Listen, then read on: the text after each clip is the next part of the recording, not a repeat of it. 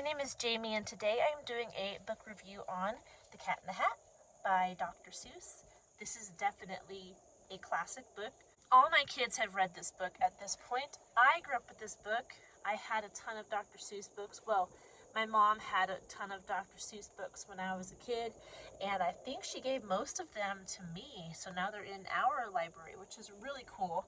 But The Cat in the Hat is definitely a classic, and the Cat in the Hat is actually the symbol for all Dr. Seuss books. This little thing will show up on Dr. Seuss books, and everyone kind of associates Dr. Seuss with the Cat in the Hat. It might be one of his, if not his most famous book. So the story is very simple. I don't think it ever says the boy's name, because the boy is telling the story.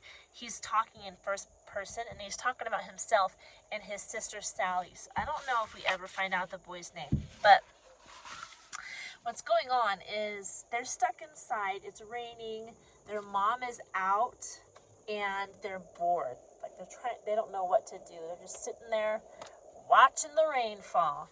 And then this mysterious person, the Cat in the Hat, just strolls into their house.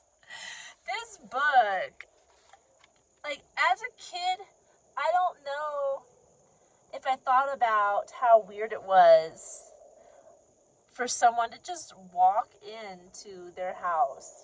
They don't even know this dude. Maybe they do know him. It doesn't seem like it. But the Cat in the Hat, he's telling them that, like, hey, we can have some fun. I have some games we can play since it's raining outside. And the fish is like, no, you need to leave the house right now. Mother is gone. But the Cat in the Hat is like, whatever. We're going to have fun no matter what you say. So here he is on a ball balancing a bunch of stuff.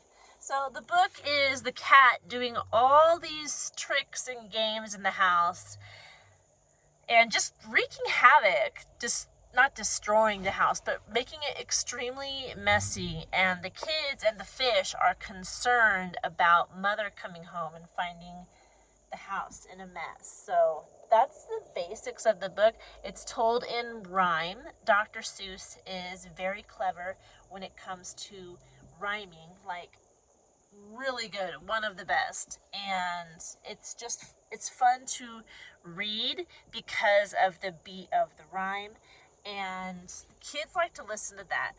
When they can hear that it has a flow to it, it's easy to get into it and have fun with it. But for me, I actually use this in my kids' curriculum to teach them to read. So after kindergarten, after first grade, at the end of first grade is when they read this book. And it is more difficult.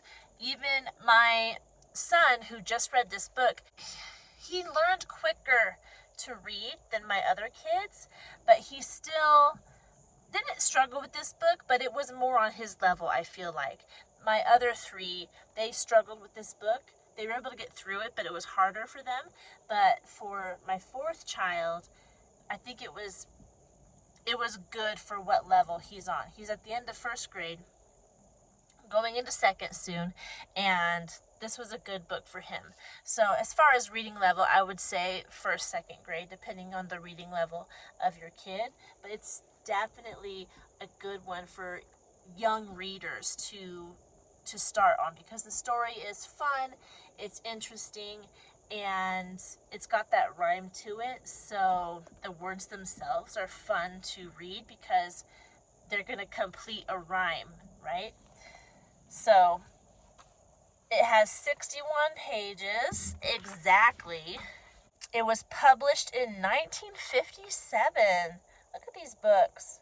He's going to go down in history as a classic writer of children's stories. Fun little children's books. So Cat in the Hat, if you're watching this, you probably already know of Cat in the Hat, but it's fun to talk about it some more, I suppose.